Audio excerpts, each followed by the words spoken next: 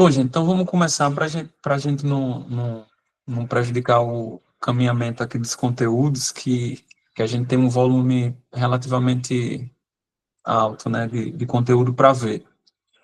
Então, me apresentando aqui, meu nome é Ulisses, eu sou engenheiro ambiental, tenho doutorado em engenharia civil pela Universidade Federal do Ceará. Trabalhei com geoprocessamento desde a graduação, passando pelo mestrado e passando pelo doutorado. Então, tanto em termos acadêmicos como em termos profissionais, nesses últimos anos, né, eu tenho trabalhado bastante com essa temática, né? Quem trabalha com licenciamento sabe que, e essa disciplina é geoprocessamento aplicado com licenciamento, né? Então, quem trabalha com licenciamento sabe que a grande pergunta, né, do licenciamento, as duas grandes perguntas são o que e onde, né? Que é exatamente as perguntas ah, que são feitas quando você vai atuar num mapeamento qualquer, né? Então, se vocês tiverem alguma intervenção a fazer, vocês podem fazer durante a aula, ou se não sentirem à vontade para abrir o áudio, podem mandar pergunta aqui na caixa de mensagem que a gente vai respondendo. Então, pessoal, hoje a gente vai abordar essas. Tá, isso aqui. A gente vai abordar os objetivos da nossa aula hoje vão ser, né, assim, a expectativa é que vocês saiam da aula compreendendo o papel do geoprocessamento e da ciência geográfica na gestão ambiental e no licenciamento. Então, não dá para se trabalhar, né, de maneira geral, lógico que vai haver casos específicos, mas é muito improvável que você consiga executar um trabalho profundo, de qualidade, sem você mapear, né? Porque todos os processos que nós que trabalhamos com o meio ambiente, todos os processos se relacionam exatamente com o ambiente, né? O nosso trabalho é verificar se está em APP, verificar se está em reserva legal, né? Fazer mapeamento de uso e cobertura. Recentemente, a gente teve aprovado na Assembleia Legislativa do Estado um grande mapeamento, que é o zoneamento ecológico e econômico do Estado. Todos os municípios trabalham com informações espaciais nos seus planos diretores, por exemplo, e dentro dos seus respectivos órgãos ambientais. Então, o geoprocessamento, especificamente o geoprocessamento, é uma disciplina que ela é transversal, né? O geoprocessamento ele não é uma ciência, mas ele é uma ferramenta tão robusta que muitas vezes ele é utilizado como se assim fosse, né? Outro ponto importante aqui para a gente é diferenciar os tipos de dados espaciais, né, vetoriais e matriciais, e reconhecer sua importância prática, né? Pela experiência que eu sei que todos vocês têm, né, certamente, pela experiência, vocês já sabem diferenciar o que é um dado vetorial e o que é um dado matricial, né? O que é um ponto, o que é uma linha, o que é um polígono e o que é uma imagem. Então, a gente, quase que intuitivamente, a gente já tem isso, enquanto profissionais, como algo automático na nossa percepção de ambiente. E a gente vai ver durante a aula que essa percepção ela vai nos guiar para selecionar o tipo de variável que a gente vai trabalhar, né? Então, quando você pensa no mundo real, você automaticamente já associa essa feição do mundo real a uma feição no mundo da computação, né? No mundo virtual. Então, esse é o trabalho do geoprocessamento. Também identificar os principais sistemas de referência, basicamente, e também já é de conhecimento geral, que a gente utiliza o SIRGAS em termos de geográfica e também o SIRGAS associado à sua zona, né, quando a gente está trabalhando com geoprocessamento, com o TM. Também vamos fazer uma introdução aqui nos fundamentos de GPS, né? Hoje em dia também essa questão do GPS ela está ficando muito específica, porque de maneira geral nós no dia a dia das nossas vistorias, dos nossos trabalhos de consultoria, por exemplo, a gente tem hoje GPS em vários lugares, né? No nosso celular, muitas vezes no nosso relógio. Antes, todos os órgãos faziam verdadeiras campanhas para aquisição de GPS, por exemplo, né? Hoje, pelo menos aqui, né, na Semas, onde eu trabalho, as pessoas já não estão pedindo mais GPS. Do tanto que o GPS foi diversificado, né, em termos de plataforma. Então, todo celular tem um GPS, todo tablet tem um GPS, os próprios veículos, né, nas multimídias. Vamos também apresentar um pouco das fontes públicas de dados espaciais disponíveis para uso técnico. Estou vendo aqui um colega fiscal meu também, né, o Hernandes. Bem-vindo, Hernandes. Entramos junto no concurso, eu acho. E navegar pela interface do QGIS e configurar um projeto cartográfico básico, né? Hoje a minha abordagem hoje, eu vou tentar também ir introduzindo o QGIS ao passo que a gente vai explicando os conceitos para caso a gente não, quem não tenha familiaridade ainda, já vá se familiarizando com o software. Mas o uso do software, na verdade, ele vai ser mais utilizado nas unidades seguintes, e no ambiente virtual eu forneci vídeos e materiais que vão ser utilizados nos vídeos, né, os dados, para que vocês vão fazendo os tutoriais e vão conseguindo se familiarizar com as rotinas do software. Então, os objetivos da nossa aula de hoje são esses. Alguém tem alguma dúvida sobre isso, alguma sugestão? Fique à vontade para colocar. Deixa eu passar aqui. Então, eu vou iniciar aqui com sistemas geodésicos e representação cartográfica, né? Então, é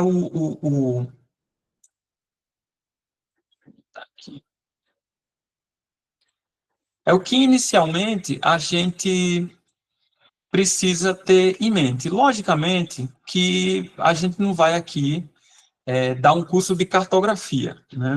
Não tem nem tempo suficiente para a gente dar um curso de cartografia. Então, é importante só que a gente vai relembrar como é que funciona essa macrodinâmica que está relacionada ao geoprocessamento. É aquela teoria que o operador, né, o técnico, vai se valer para que ele não faça um trabalho que aparentemente esteja dentro das normas técnicas, mas na prática ele não esteja, porque a gente sabe que o computador faz tudo, né? Tudo que você quiser escrever no computador, ele vai escrever, tudo que você quiser desenhar, você vai desenhar. Se você quiser mapear uma app totalmente deslocada ou com uma medição menor do que a realidade, o computador não vai dizer a você que está errado. Então, é importante a gente ter, pelo menos, a noção mínima desses conceitos.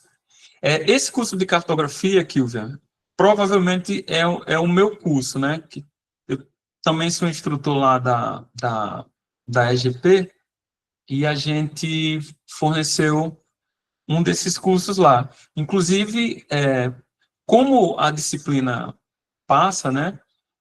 Quem se interessar em ter uma formação complementar também pode acessar esse curso lá no site da Escola de Gestão Pública. Acho que é um curso de 80 horas. Tem uma apostila bem grande, né? Uma apostila bem interessante, e também vídeos tutoriais. Então, vamos iniciar aqui definindo um sistema geodésico. Então, basicamente, um sistema geodésico ele é um conjunto de parâmetros e modelos que permitem a localização precisa de pontos na superfície da Terra. Como a gente está vendo aqui nessa imagem, ver se eu consigo. Como a gente está vendo aqui nessa imagem, da superfície terrestre, onde tem essas linhas verde, azul e vermelha, a gente tem diferentes formas de representação da superfície terrestre, certo? Então, a gente tem a representação conceitual e tem a representação real, que é a representação da superfície da Terra. Então, o sistema geodésico ele serve como referência para os trabalhos na área, seja de cartografia, seja de geodésia, seja de monitoramento ambiental, né? Então, é importante que o seu referencial seja o referencial correto para que você não tenha problemas com imprecisão no seu trabalho. Então, é um conjunto de referência para posicionamento na superfície, é fundamentado em um elipsoide. O elipsoide é como se fosse um círculo perfeito, né? Porque como a superfície da Terra ela é coberta por água em alguns momentos, outros momentos não, fica muito difícil você amarrar de forma exata no ponto exato. Então, o que é que você faz? Você generaliza ele numa figura geométrica e aí cria as coordenadas em cima dessa figura e faz as correções com base na realidade. O trabalho, de forma geral, é esse. É você utilizar, né, a elipsoide para localizar e você faz a correção com base na geóide. E com isso você consegue, né, mapear e georreferenciar com precisão. E aí tem o segundo ponto, que a gente vai ver mais na frente, que é a questão do equipamento que você vai usar, né? Dependendo da necessidade, você vai utilizar um equipamento com maior precisão ou com menor precisão. De maneira geral, a gente usa GPS de navegação, né? E isso pode gerar problema em alguns casos, né? Porque, por exemplo, se você tiver uma construção que ela está em APP, pode ser que um erro de 3 metros gere um prejuízo muito grande para quem está propondo esse empreendimento. Vamos supor que 1 metro quadrado custe R$ 10.000 em algumas áreas.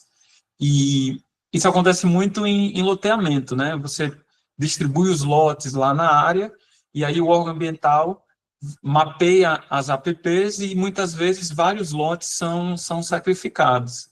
E isso pode gerar, quando esse mapeamento ele não é feito a contento, né, com precisão, você pode gerar uma perda, né, de área com prejuízo, porque essa área não vai ser vendida por imprecisão do equipamento. Então, ó, a gente tem essas três figuras aqui, a superfície na linha verde, a geóide na linha vermelha e a elipsoide na linha azul. Então, o que é o geóide, né? O geóide é a superfície real da Terra. Então, é a superfície, a referência dele é o nível médio dos mares, idealmente estendida sobre os continentes. Então, é como se você também não tem como você ir lá no fundo do mar e pegar essa profundidade, né? Fazer uma batimetria no mar. Então, você faz uma generalização também em relação à forma da Terra. A gente está vendo aí no slide como a Terra ela é desigual, né? Então, é muito difícil você modelar a Terra. É muito difícil. Então, alguns pontos ela se encontra acima e outros abaixo da superfície topográfica. Então, ela é moldada pela distribuição da massa terrestre. Então, na verdade, o geóide é aquilo que a gente vê, né? Ele está relacionado com a superfície, só que corrigido, porque ele é um valor médio. Então, ele é a relação entre a medida do mapa e no terreno. Ele serve como base para medir a altitude real, como a altura de uma cidade, né, acima do mar, e é a referência altimétrica oficial no Brasil. No caso, a gente tem um marco lá em Bituba, em Santa Catarina, que é o referencial que a gente tem, seria o ponto zero, para você medir as alturas, né, as altitudes no continente. Essa imagem mostra aqui a diferença entre a geóide e a elipsoide e o terreno, né? Então, a geóide ela tende a seguir essa parte mais superficial, de forma média. E a elipsoide seria o desenho perfeito, né, da superfície terrestre. Algum comentário até aqui, alguma informação, alguma dúvida? Fiquem à vontade. Professor, eu ia Oi. deixar um pouquinho mais para frente, mas eu vou falar agora. É porque eu sempre tive uma dúvida assim com relação às APPs. Certo. Existe algum órgão no Ceará que ele disponibiliza as áreas de APP? Porque é de acordo com o curso do Rio, não é isso? E aí eu acho que Uhum. fica de responsabilidade do município. É isso ou não? Um Ele local que fica de ele... responsabilidade. Desculpa. Desculpa, Roberta, pode falar.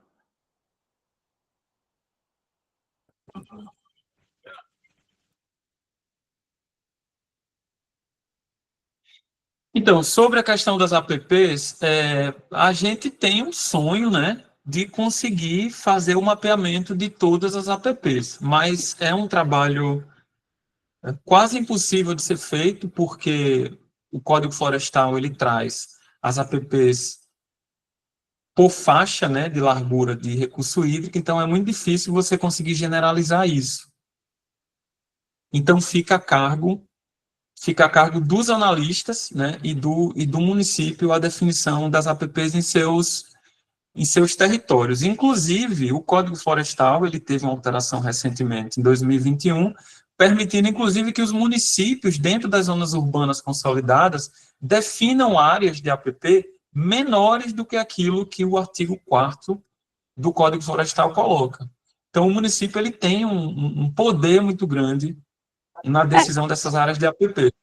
Eu concordo com você, professor. E eu acho assim, sabe, essa questão do mapeamento feito pelo município, ele pode ter o poder de decidir se é ou se não é, porque tem alguns casos que são tipo lagos artificiais e tudo mais, que assim, às vezes eu coloco nos processos, né, que essa área é APP, de acordo com a lei, mas fica a cargo do município, porque às vezes o empreendimento ele pode contestar também, mas a gente sempre coloca.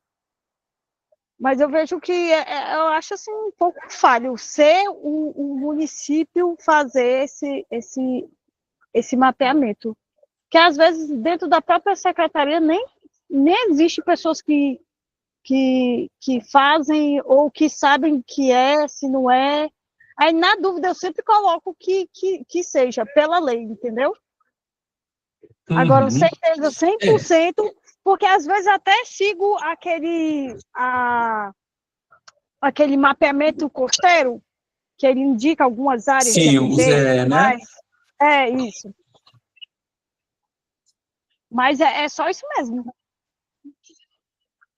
Mas Luciana, acho que Luciana quer falar também. Só complementar a fala da colega, é porque ela falou parecido com o que acontece aqui, que eu sou de Aurora e eu trabalho na Secretaria de Infraestrutura. Aí, recentemente, criaram a do meio ambiente, aí ela até falou da questão de deixar a cargo do município. E aqui tem essa dificuldade, que eu tenho um contato com o pessoal lá do meio ambiente, né? Que eles, como que a secretaria é nova e tudo, e não tem profissional assim, tipo, se fosse delimitar uma área de APP, lá não tem esse profissional. Em relação ao código, né, florestal, recentemente teve uma lei, não sei se foi 2023, se não me engano, não me lembro o ano, que o município fez referente a essa questão, tanto de licenciamento, como também dizendo a delimitação na zona urbana da faixa de APP. Tem município que está colocando, acho que 15 metros, né, em áreas de APP. Vai ter outra O de disciplina que eu Aurora acho que é 5 só, eu acho. em cinco, É. aí é meio problemático, né? Na prática ficou 100, né? Não é a Tipo só, mesma prática. só a Berlim mesmo. É só para a pessoa não construir dentro do rio. Rapaz, isso é uma história que rende muito. A gente vai ter uma disciplina, que é a disciplina do CIEMA, que eu vou pegar o módulo de licenciamento também. A gente vai discutir legal essas questões. Vou trazer alguns casos legais para gente discutir, mas é um problema sério e que em algum momento isso aí vai ser estancado, eu tenho certeza. Hernandes?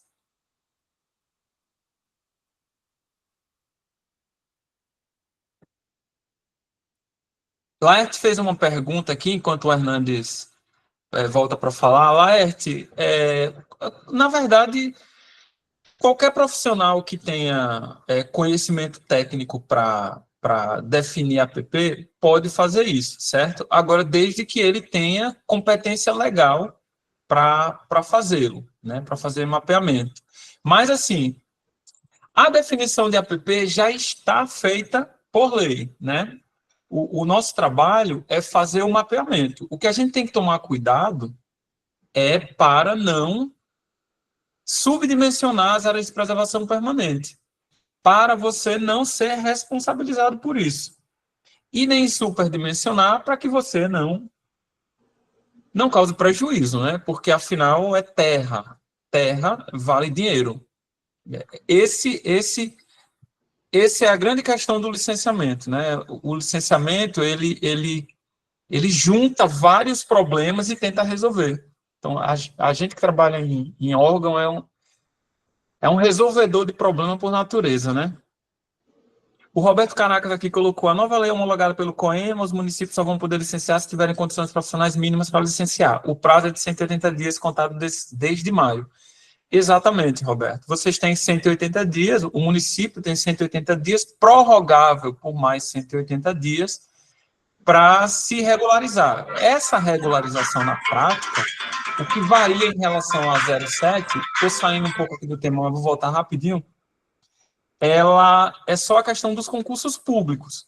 Então, os municípios vão ter que fazer concursos públicos a partir exatamente da promulgação dessa lei, que é desse ano, de 2025. Essa lei aí que a Mariana colocou. Mas vamos voltar aqui para a nossa elipsoide, nossa geóide.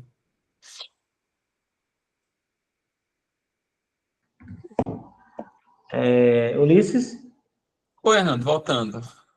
No caso, sobre a definição de APP, eu acredito que o município só vai poder legislar sobre a APP de cursos d'água, né? Eu acho que a legislação só permitiu para o município, né, deixando claro, legislar só sobre a APP de cursos d'água em área urbana, né? E existem outras APPs no qual o município não está autorizado a legislar, só para um informe, tá bom? Acho que, não sei se cabe, só para... Cabe, é isso mesmo. O Hernando está correto. Porque também o que Bom, gera problema é a APP de recurso hídrico, né? Assim, de maneira geral, a ocupação de encosta normalmente é feita de forma precária, então não é uma área desejada, encosta. A APP de topo de morro, principalmente, não faz nem sentido você botar sua casa lá em cima do morro, nem de altitude, por exemplo. Então, o grande problema são as APPs de recurso hídrico. É por isso que o Código Florestal colocou só de recurso hídrico. Porque a APP de topo de morro, ele já praticamente acabou com elas, né? Então, não precisava mais mexer. Só faltava agora mexer no recurso hídrico. E eles conseguiram. Embora saibamos que o pessoal constrói nessas áreas tudinho também. Constrói. A gente vê no Rio de Janeiro as casas sendo levadas. Exatamente. A Valeu. favelização, né? Obrigado. Nada. Oi, Cristiane. Boa tarde. Trazendo aqui a questão, né? Essa realidade a gente traz aqui para a Serra da Ibiapaba, né? Que na encosta da serra, devido à vista do mirante, essas áreas elas estão sendo habitadas, né? De forma... Exato. E assim... Muito hotel, né? São APPs. E essa questão das APPs, eu acho que ela cabe um debate grande, né? No nosso estado, para a gente ver a realidade de cada região. Porque, realmente, sempre que a gente tem alguma aula que fala dessas áreas, sempre gera muitas dúvidas, e eu acho que deveria um aprofundamento nesse tema, né? Porque, assim, aqui na Serra, a gente vê que essa área da encosta da Serra, devido à visão do mirante, ela está super sendo habitada, né? E aí isso vai trazer um dano grande, e já está trazendo até mesmo para o nosso município, a gente já está vendo algumas ações que é relacionado ao uso dessas áreas que devem ser preservadas, né? Exato. Sem falar na questão do desmatamento, que influencia diretamente o processo erosivo, aumento de temperatura, perda de biodiversidade. Então, assim, é de fato algo a se pensar. O ideal era que os municípios não aprovassem essas leis reduzindo essas APPs. Pelo contrário, né? Consolidasse isso. Mas o Congresso Nacional permitiu. Acredito, Cristiane e demais, que na disciplina de CIEMA vocês vão conseguir fazer uma discussão mais aprofundada da natureza da APP, né, dos problemas que a gente passa em termos de ocupação, não só de recurso hídrico, mas também dessas modalidades relacionadas a relevo, né? Então, continuando aqui,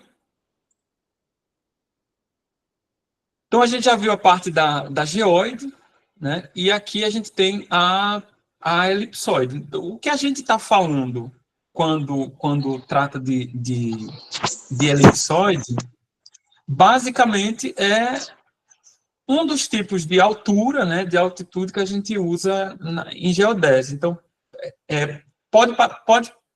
tudo fica muito parecido, mas cada um deles tem um papel específico, né? E entender isso é fundamental para a gente trabalhar com mapa, com GPS. Então, a altura elipsoidal que a gente está vendo aqui, nessa figurinha que a gente está, essa colorida, se eu consigo botar aqui, contact laser. Então, nessa figura aqui, a gente tem os três tipos de altura, né, que a gente vai trabalhar, de altitude que a gente vai trabalhar. Então, o Hzinho, que é esse preto aqui, ela é a altura que o GPS fornece para a gente. Ou seja, ela é a medida em relação ao elipsoide de referência, que é uma superfície matemática que aproxima a forma da Terra, que é essa aqui. Em função da rotação da Terra, o que é que acontece? Acontece um achatamento nos polos e uma expansão nessa parte central, né, no eixo do Equador. E aí ela forma uma elipse. E essa é a referência para a gente fazer as medições em termos de GPS. Então, o GPS nos informa a altitude amarrado na elipsoide, e o que a gente faz é uma correção em função desse ponto estar amarrado numa superfície matemática. Então, o importante da gente ver aqui é que o elipsoide, como a gente está vendo na imagem, ele não representa o nível do mar real. Então, ele não deve ser tomado como referência para cálculo de altura. Então, sozinho, o elipsoide ele não vai ajudar a gente. Se eu quiser saber a altura de uma serra, por exemplo, eu não vou conseguir a partir do elipsoide. E aí eu vou ter que fazer essa correção utilizando a altitude, né, ortométrica, que é a que a gente representa aqui com a letrinha H, que ela é o quê? Ela é a diferença, né, entre o elipsoide e o geóide, e disso a gente tira da medida feita pelo GPS. É como se eu descontasse a diferença entre o que é matemático e o que é real e tirasse da medida feita pelo GPS. Então, se eu tenho aqui, entre o N, entre a linha preta e a linha azul, 10 metros, e o meu GPS cá em cima marcou 100 metros, então a minha altitude ou altura real vai ser 90 metros, né? Então, deixa eu voltar aqui. Basicamente, é isso que a gente precisa entender. Eu preciso ter isso na minha mente, decorado, aprendido, para que eu opere um GPS? Não. Hoje em dia, no nível de avanço que a gente está, a gente só precisa saber qual o tipo de coordenada que a gente vai precisar trabalhar. Se eu vou precisar trabalhar no sistema geográfico, se eu vou precisar trabalhar no sistema métrico, certo?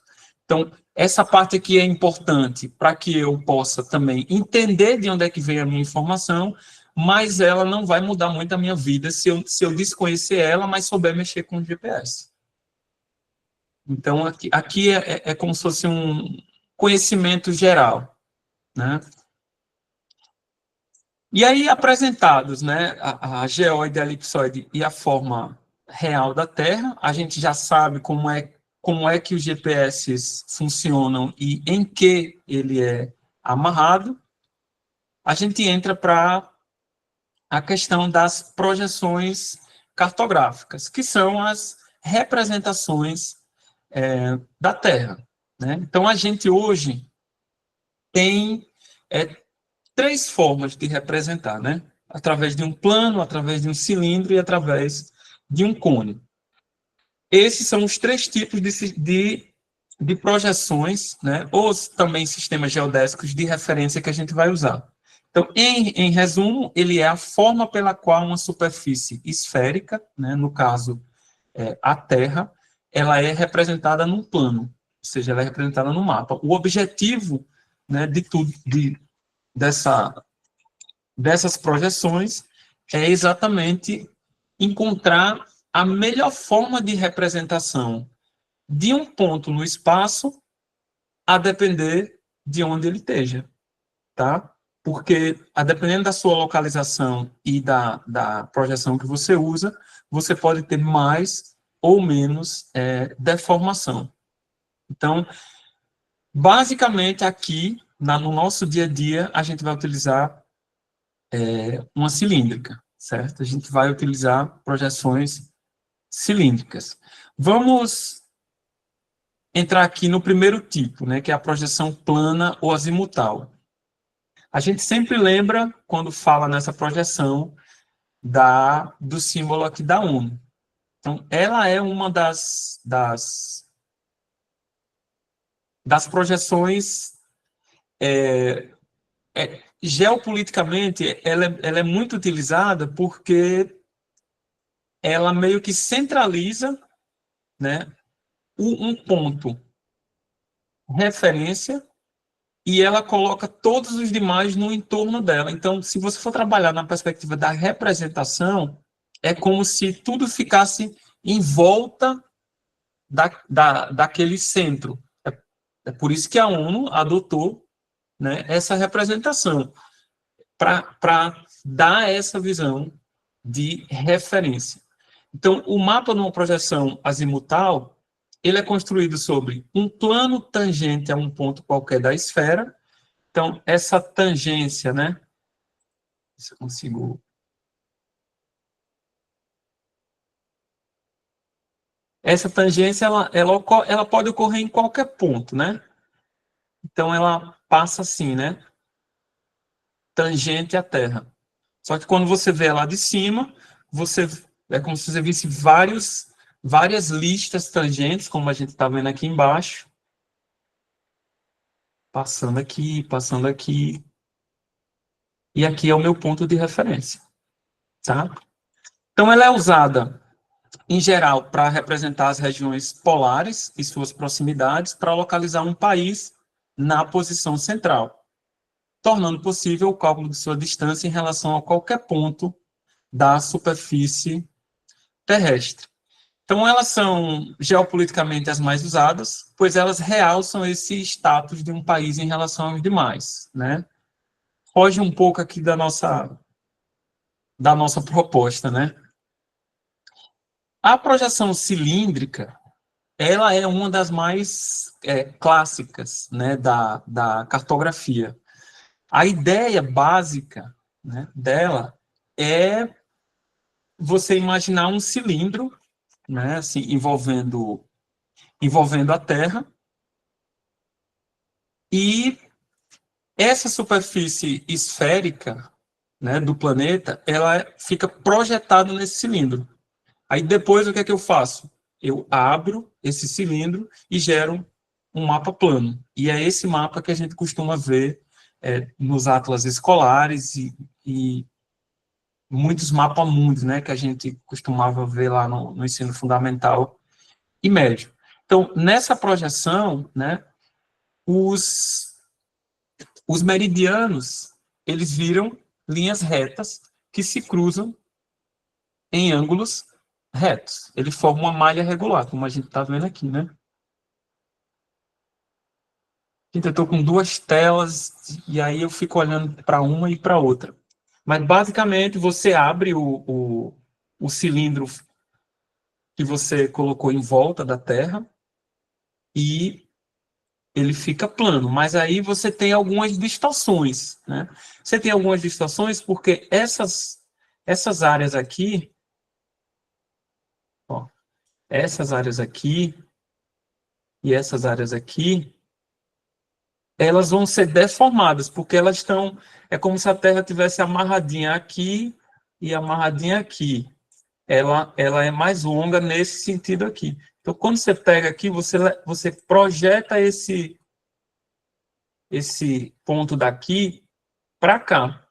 Só que para você fazer isso, você começa a esticar ele para ele ficar reto. E quando você estica assim, você perde a referência da realidade. É por isso que você utiliza nessas regiões outros tipos de projeção. Então, esse tipo de projeção, ele funciona muito bem nessa faixa aqui. Passou para cá, você até pode usar, mas você vai começar a perceber deformações a depender da escala que você esteja trabalhando. Então, lendo aqui o slide, ela é obtida com a projeção da superfície terrestre com os paralelos e meridianos sobre um cilindro que o mapa será desenhado. Aí você tem a projeção cilíndrica conforme e você tem a projeção cilíndrica equivalente. A projeção cilíndrica conforme, ela preserva os ângulos, as formas e direções, né? E, por exemplo, se você for trabalhar com navegação marítima, por exemplo, ela é a ideal, né? Por isso que na época dos descobrimentos, você vê muito frequentemente a palavra mercato, né? Porque foi a projeção que foi desenvolvida naquela época para esse tipo de finalidade. Só que ela mostra os continentes com formas familiares, ou seja, a gente consegue saber que continente é aquele, mas ele exagera nos tamanhos. Então, se você observar aqui, e isso, inclusive, pessoal, foi utilizado geopoliticamente pelos europeus para eles parecerem muito maiores do que são. Olha o exemplo aqui da Groenlândia, né? Eu podia até ter pego uns videozinhos que de vez em quando passam no Instagram, que levam mapas, né, para cima de outros para vocês verem a real dimensão. Acho que tem até um site, eu vou procurar e vou passar para vocês verem os reais tamanhos dos países. Mas para vocês verem como a cartografia ela também é um instrumento de poder, né? E ele é bem exercido. Então, a cilíndrica conforme, ela é mais aplicada para navegação. A projeção cilíndrica equivalente, ela preserva o tamanho real da superfície representada, mas ela não mantém as formas, direções e ângulos, né? Então, a propriedade principal da projeção cilíndrica equivalente é a área, é a projeção de superfície. Então, ela vai sacrificar forma, ângulo, mas ela vai garantir que o tamanho representado no mapa seja fiel ao tamanho real da Terra. Tá certo? Então, a escolha entre uma projeção ou outra depende do propósito que você está, né, querendo. Se o objetivo for precisão em rota marítima, por exemplo, ou forma, você usa conforme. Pronto, o Laerto colocou aqui, o The True Size, exatamente. É muito interessante. Vou até copiar o link aqui.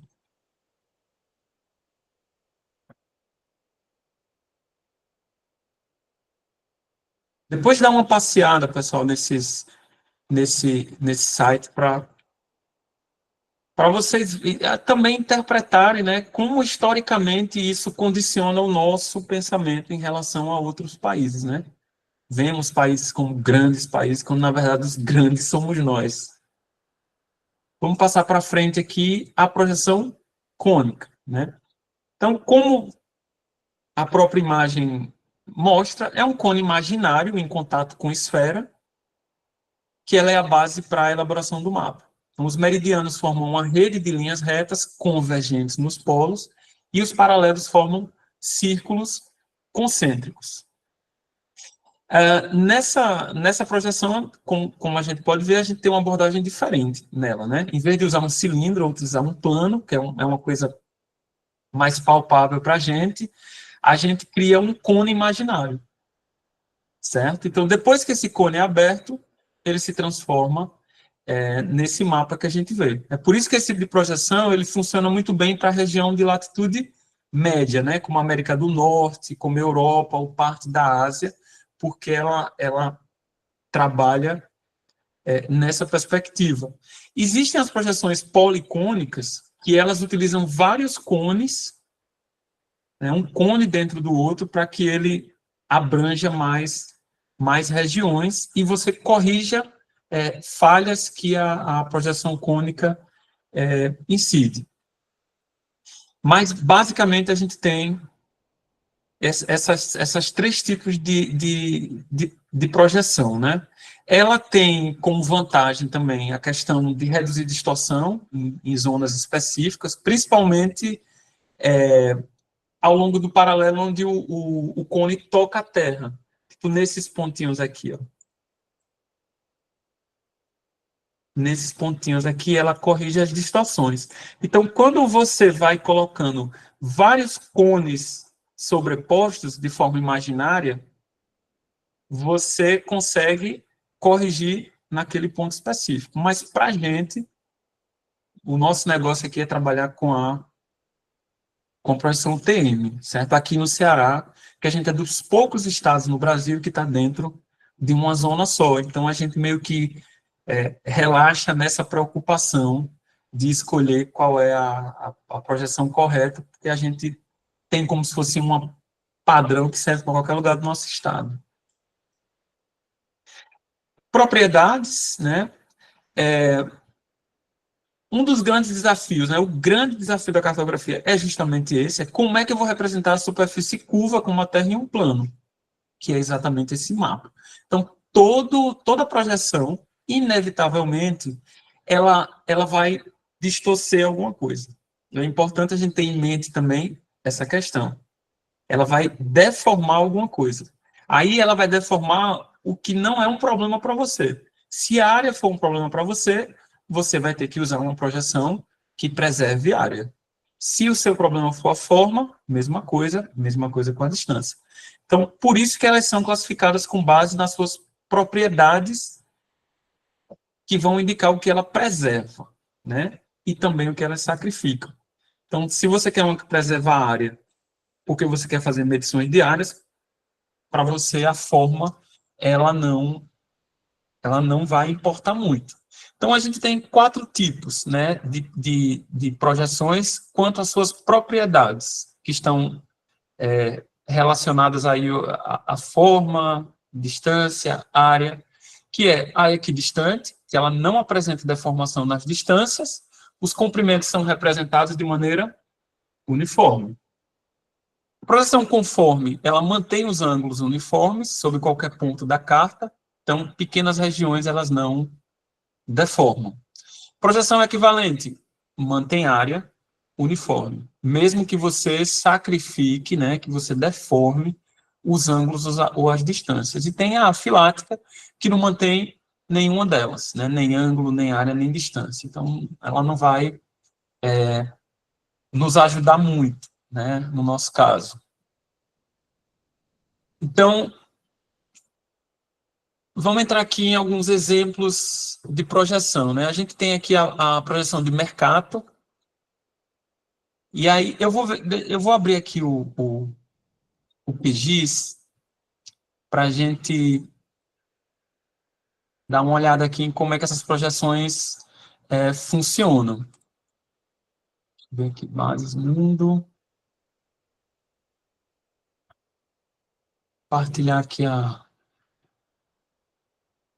tela do QGIS.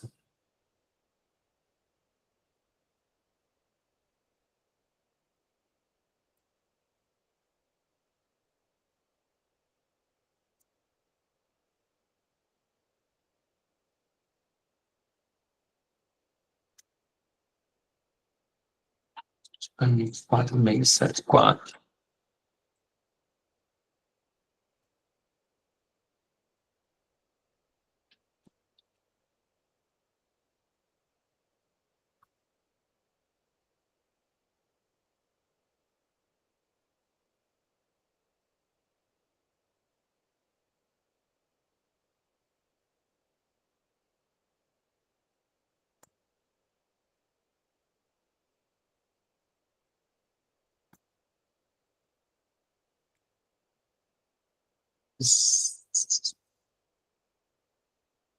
Por exemplo, a gente está olhando aqui Deixa eu levar o QGIS para outra tela aqui. Então, ó, a gente tem aqui a representação do mundo em SIGAS 2000, certo? Deixa eu tirar isso daqui. Então, se eu for utilizar uma projeção, por exemplo, com o EPSG 3395, que é o que a gente viu na apresentação, que é o World Mercator, você vê que ele já muda a forma dos países, né? Então, você vê que os países são... Esses países do norte e a Antártica, ó, eles são superdimensionados, né? E os países aqui nessas áreas menores, quer dizer, nessas latitudes mais baixas, mais próximos aqui do Equador, você já não vê muita modificação, tá? Então, a projeção, ela vai influenciar diretamente na forma como você representa. Deixa eu voltar aqui para o... Eu coloquei a imagem aqui, então eu vou manter aqui para a gente não ficar indo e vindo para o... Mas eu quis mostrar também que vocês podem, no SIG, fazer esse teste e ver essas modificações acontecendo.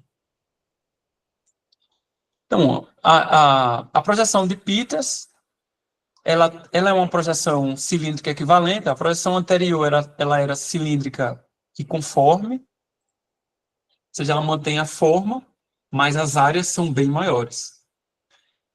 Projeção cilíndrica equivalente, então ela mantém a área, integra o conjunto de iniciativa em busca de uma projeção politicamente mais adequada, também tem esse aspecto, ó, ele dá uma espécie de homogeneizada, né, no mundo. Deixa eu botar a caneta aqui. Então, essa região aqui, ó, você pode ver a Groenlândia, ela está bem pequenininha aqui, quando eu comparo com o anterior, tá vendo? Então, as projeções são instrumentos políticos, que é importante a gente ter isso em mente. Tem a projeção de Gould, né, tem a finalidade de mostrar a equivalência das massas continentais oceânicas. Ela mantém as proporções de área. Então, ela também, a exemplo da de Peter, ela é uma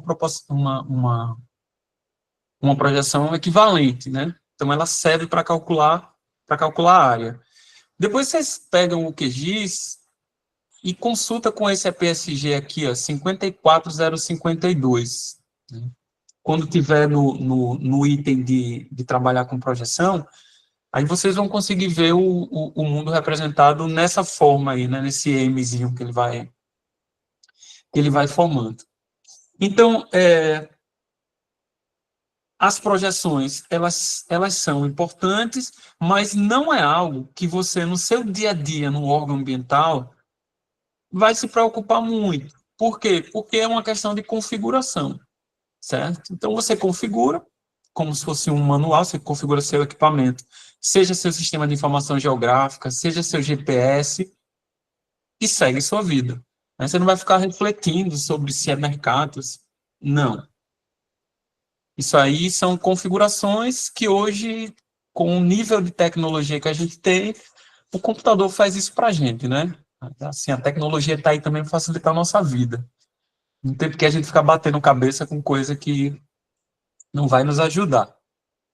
Alguma dúvida até aqui? Tudo ok? Vou seguir. Sistema de coordenada. Então, aqui a gente está entrando em um dos fundamentos mais importantes, né, tanto da geodésia como da cartografia, que são os sistemas de coordenada. Então, para eu localizar com precisão qualquer ponto na superfície da Terra, eu preciso associar ele a um sistema de referência, certo? Ou seja, eu preciso vincular ele a uma estrutura matemática que permita descrever as posições na Terra orientada à projeção que eu escolhi, para que ela descreva numericamente essas posições em termos de número. Então, um sistema geodésico de referência sustenta-se na figura de uma elipsoide de referência, e essa figura está dotada de um sistema de coordenadas definido por duas posições principais: a latitude, que varia de norte a sul, e a longitude, que varia de leste a oeste.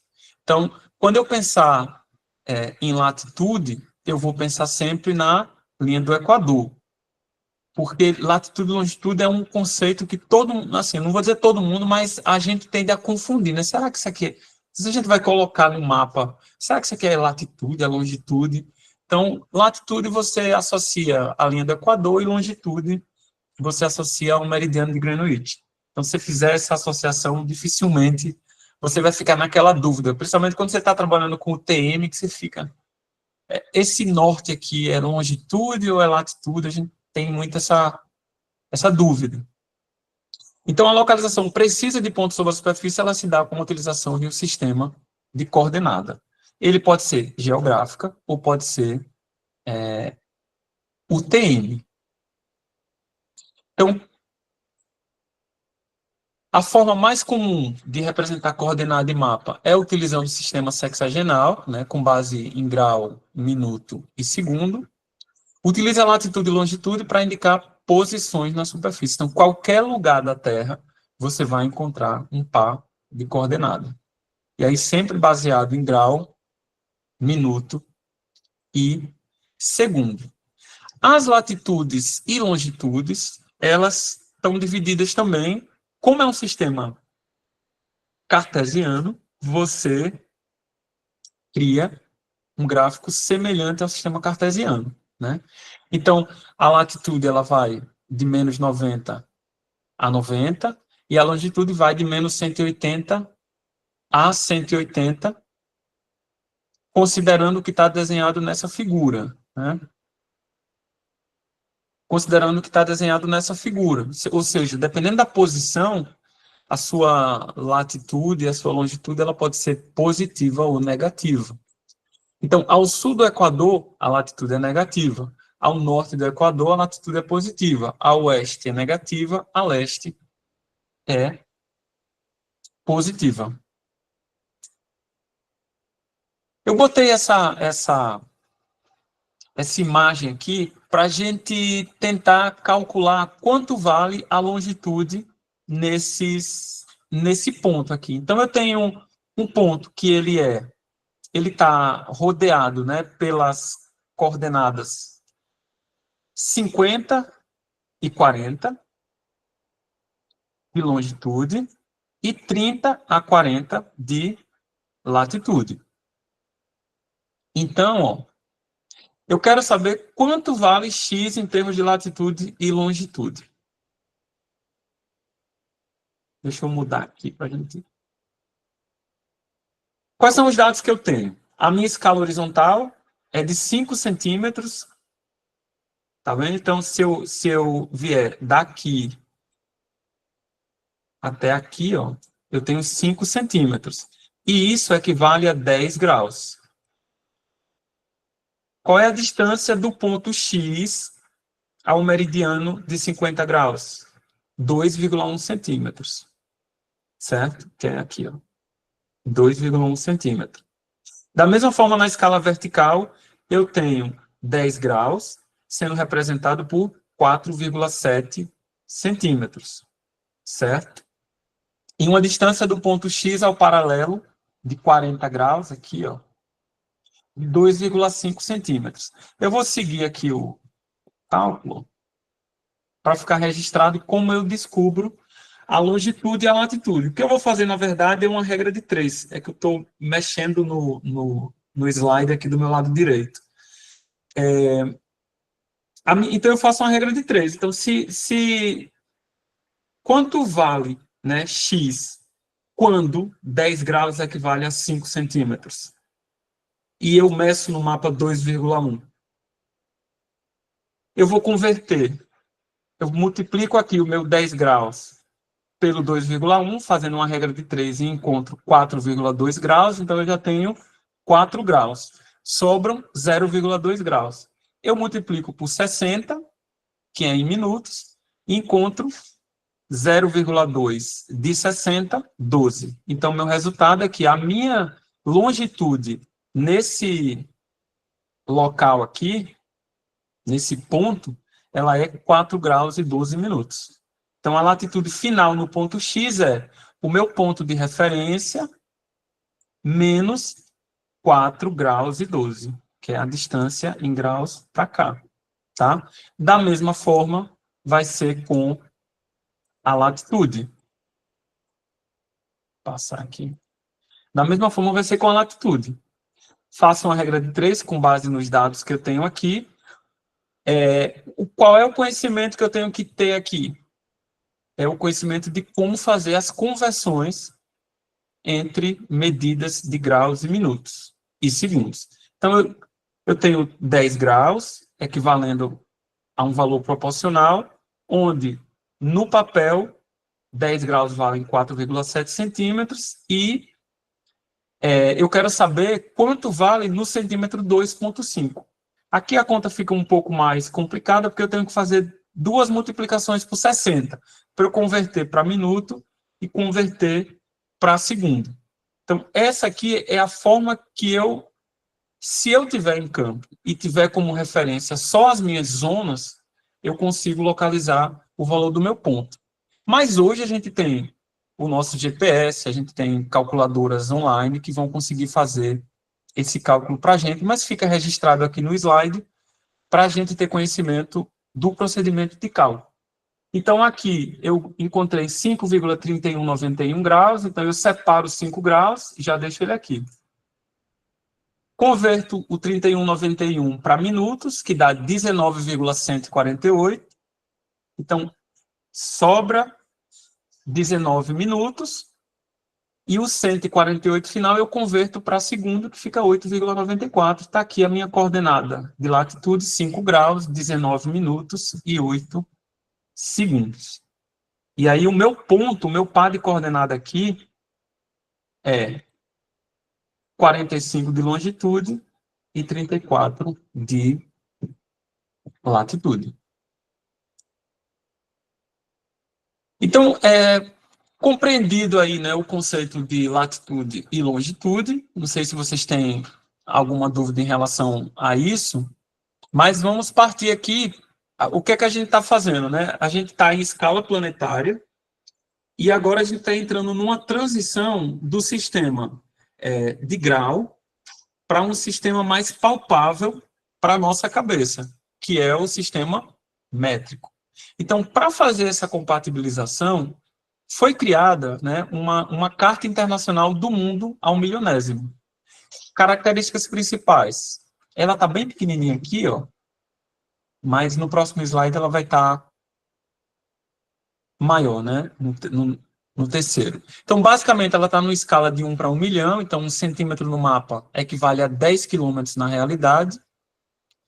Ela trabalha com a projeção cônica de Lambert, entre 80 e 80 graus, 80 sul e 84 norte, então ela é delimitada numa faixa que vai de 80 a 84, e para regiões polares a gente usa uma outra projeção, que é uma projeção polar, porque ela está exatamente nos polos.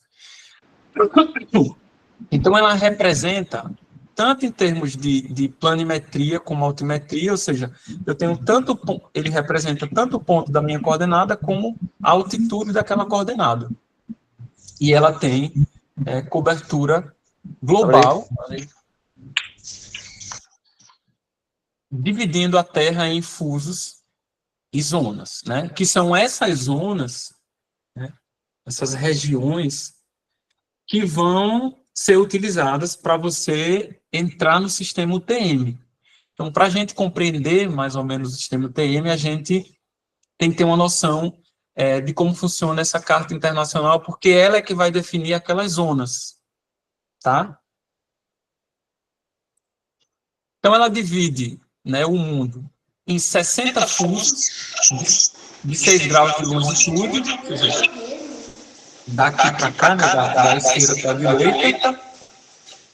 Eu acho que tem alguém com áudio aberto, né? Não sei se sou eu. Ah, tá, foi.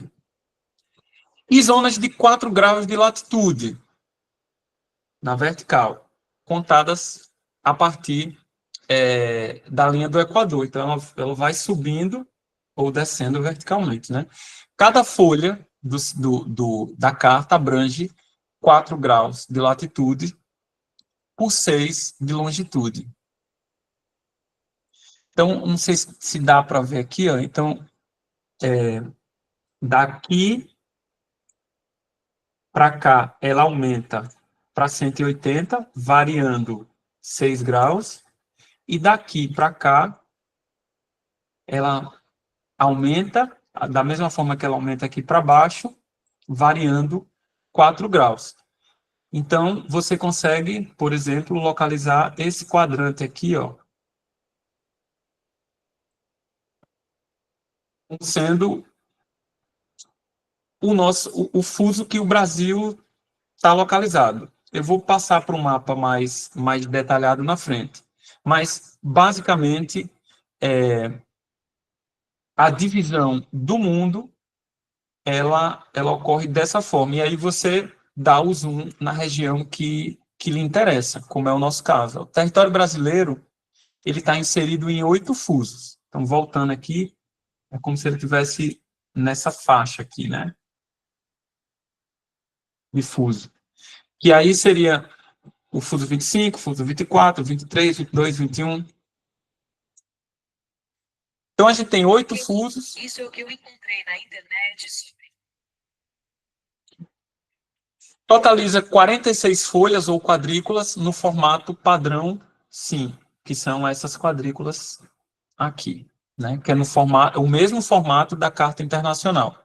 Cada folha possui um nome próprio, uma articulação com outras folhas em escalas menores, e eu tenho aqui essa fórmula para fazer o cálculo da zona fuso, tá? Qual é o detalhe aqui para eu saber a zona que eu estou?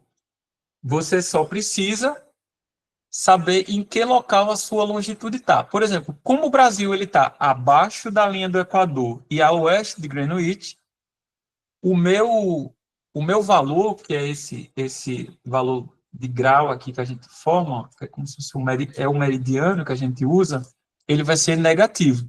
Então, se eu quiser saber a zona que eu estou, eu pego o valor da minha longitude, por exemplo, aqui o Ceará, ele está na longitude menos 38. Vamos supor que seja 38, que é essa região aqui, que vai de 36 a 42. Sempre arredondado para baixo. Então, seria menos 38 mais 180 dividido por 6, mais 1 arredondado para baixo, não arredondado para cima. Então, se você tiver 24,99, vai ser 24, não vai ser 25.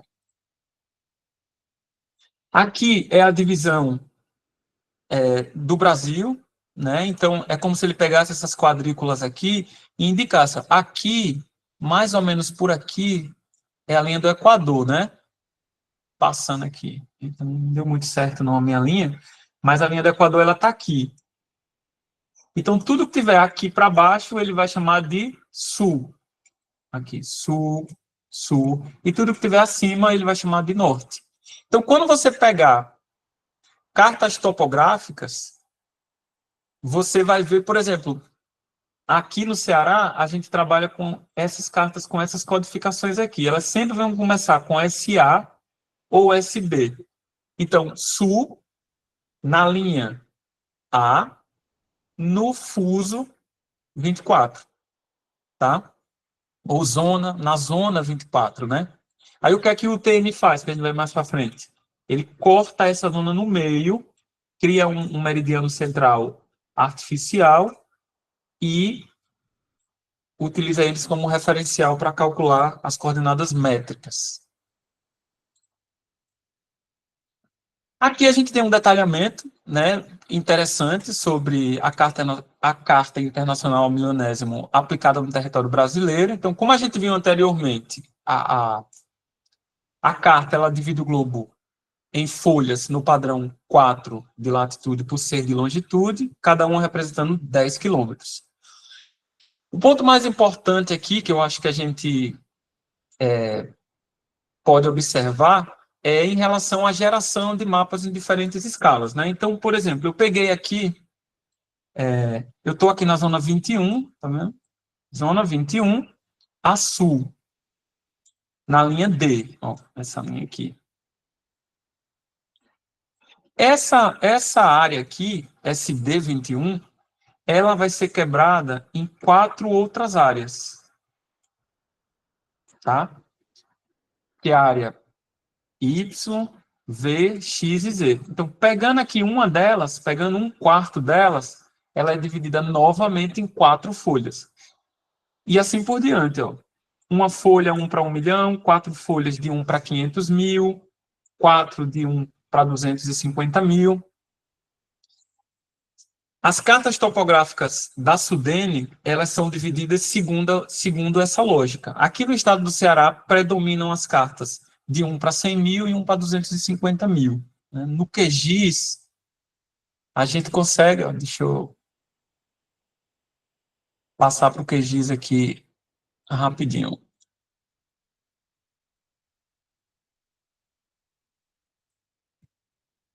Dar aqui a projeção.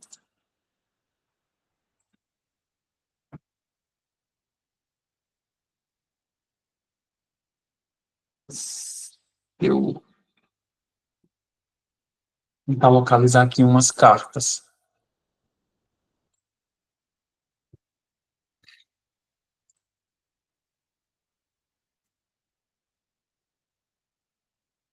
Aqui é de Fortaleza.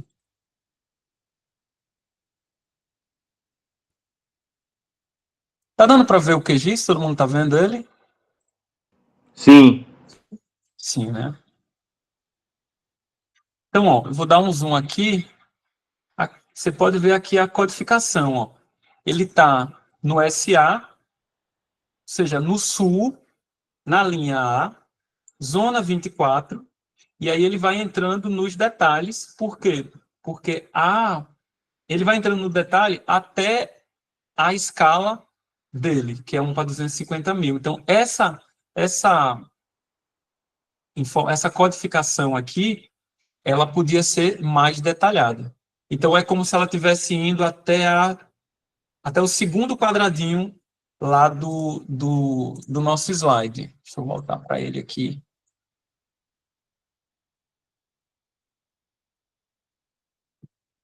Como se ela viesse até aqui, né? 1 para 250 mil, até aqui. Ela pega essas Essas três. Essas cartas mais detalhadas, né? Tem muito poucos lugares aqui no Nordeste, mais ali na Bahia, mais aqui para cima tem muito pouco. Então, basicamente, aqui no nosso estado, a gente tem completa a base nessas três divisões aqui, né? Aqui seria um para 1 milhão, um para 500 mil, um para 250 mil e um para 100 mil, tá? Vou seguir aqui.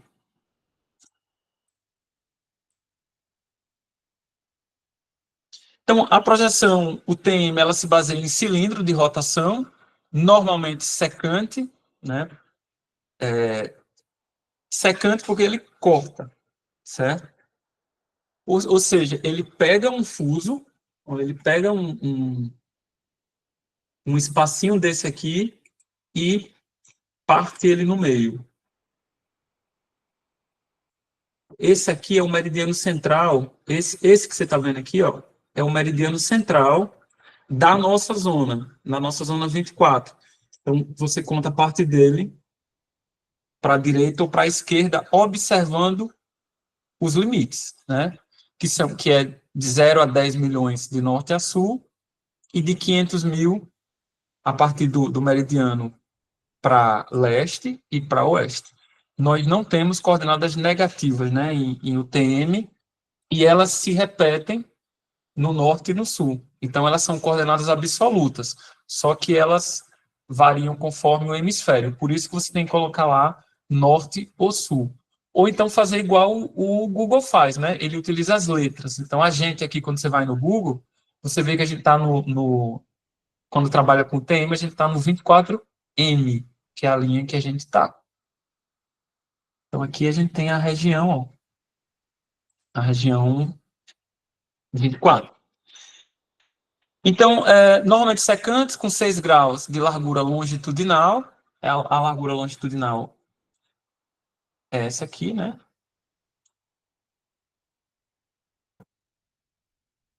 Esses espaços aqui. E limite de latitude a 84 e a 80. Então, passou dessas regiões, né, a norte e a sul, ela já começa a distorcer demais. Cada rotação do cilindro corresponde a uma zona UTM. Como a Terra possui 360 graus, então existem 60 fusos UTM, 30 a leste e 30 a oeste, certo? Para mostrar melhor como ele funciona, é como se ele fizesse isso aqui, tá vendo? Imagina a Terra rodando aqui, nessa imagem aqui. Imagine que a Terra está rodando, né? Aí toda vez que ela desloca 6 graus, ele vai lá e puxa essa tirinha e cola no lugar. Aí ela dá outra girada, ele tira e cola. E assim ele vai fazendo até não ter mais, até ela começar a se repetir. Esse é o funcionamento dela, né? Ela é do tipo cilíndrica, transversa e conforme. Ela é conforme porque ela mantém a forma, né? E também a área. Ela é transversa porque ela é deitada. E ela é do tipo cilíndrica porque é um cilindro. Só que em vez de ser um cilindro em pé, é um cilindro deitado. Aqui é o detalhamento, né? Então, aqui eu tenho a linha do Equador, em vermelho. Então, para cima aqui, ele vai variar de 0 a 10 milhões para cima. Então, daqui para cima, ele vai até 10 milhões. E aqui para baixo, ele vai decrescendo. É por isso que aqui onde a gente mora, as coordenadas normalmente são 9 milhões, não sei tanto. Por quê? Porque ele está bem próximo aqui do limite de início da zona UTM, certo? Ulisses, preciso ter isso de COI salteado? Não preciso. Eu preciso só saber que aqui no Ceará tecnicamente falando, para trabalhar com TM, eu vou utilizar a zona 24. Certo? O resto, o GPS cuida, o celular cuida, o computador cuida. Aqui é a representação no mapa, né? Então, aqui, da direita para a esquerda e da esquerda para a direita, eu tenho os 60 fusos, tá? E de cima para baixo eu tenho essas faixas aqui. Então, se você for no Google Earth, você vai ver que esse quadrante aqui, ó, ele está na zona 24, M. Só que no nosso caso, como a gente tem a linha do Equador aqui, o que é que a gente faz? Aqui é norte e aqui é sul. Então, a gente aponta para sul. Mas você pode utilizar essa outra anotação. Alguma dúvida até aqui? Tudo ok? Posso passar para frente?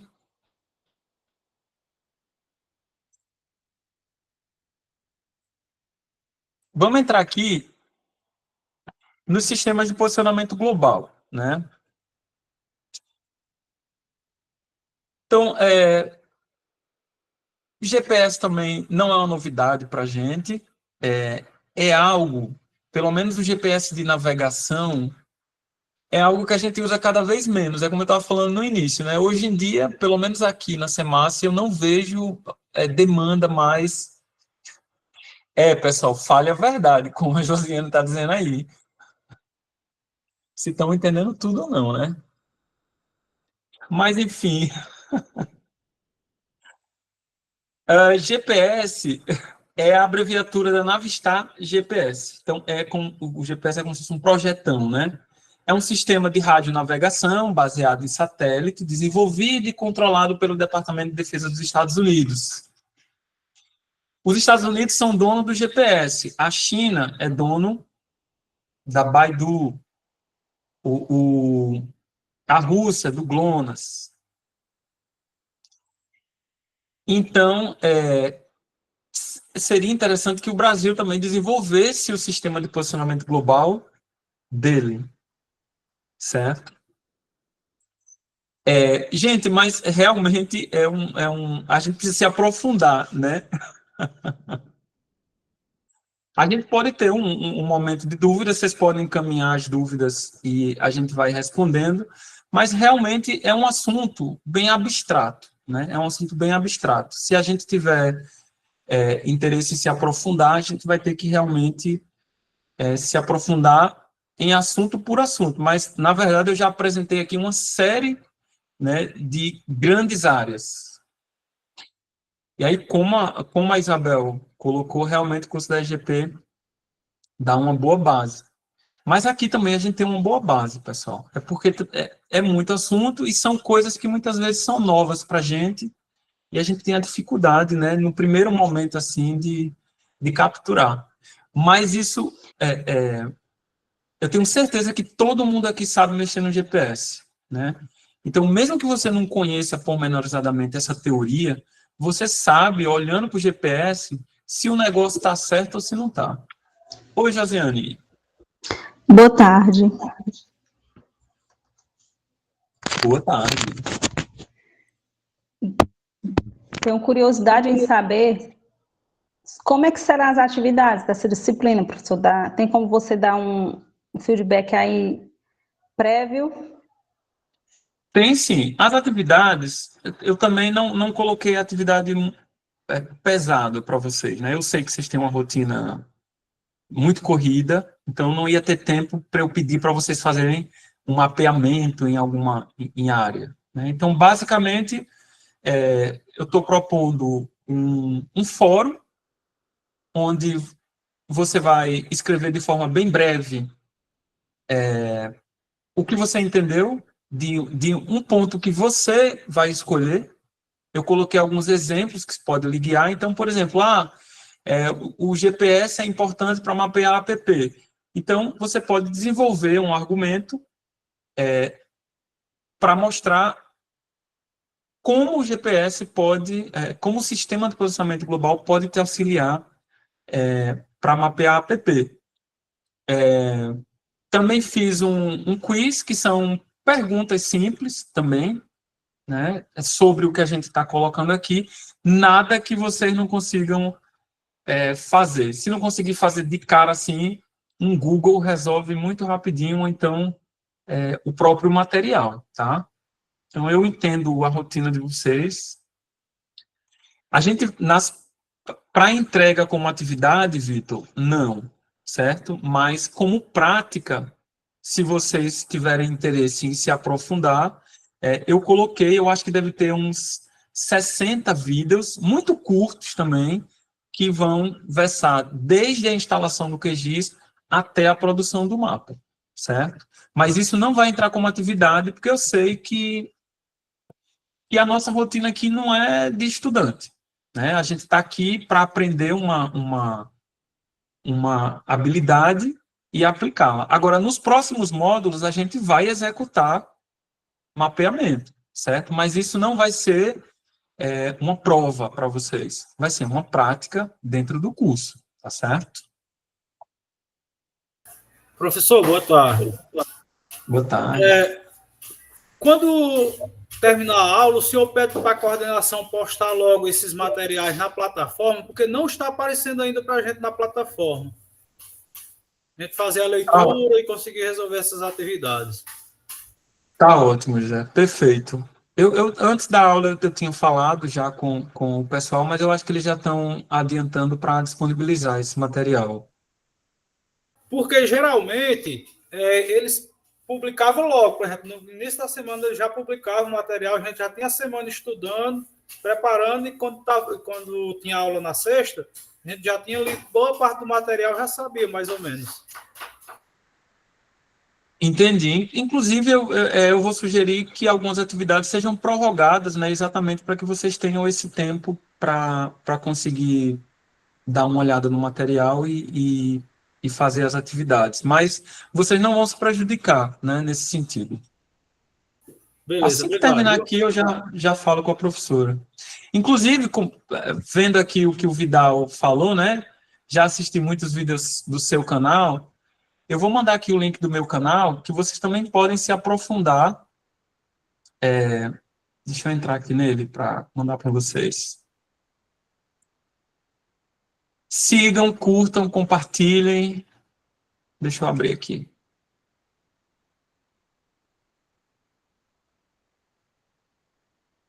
Acessar o canal. É bem legal o canal, assim, é uma diversão para mim. Nunca mais eu postei, porque eu estava tão louco no doutorado que eu dei uma largada de mão. Mas, como eu já terminei, eu vou voltar a postar vídeo no canal. Esse é o link aqui do canal.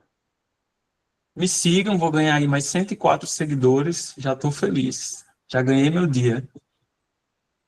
Vamos para frente. Então, ó, é o que a gente falou aqui sobre o sistema de posicionamento, né? Ele é um sistema que funciona aí independente da gente, né? 24 horas por dia, em volta do planeta. Existem várias constelações que utilizam posicionamento global, e alguns países, grandes países, têm os seus próprios sistemas, né? Muito obrigado, Vidal. Então, ó, quais são os segmentos do sistema GPS? Basicamente,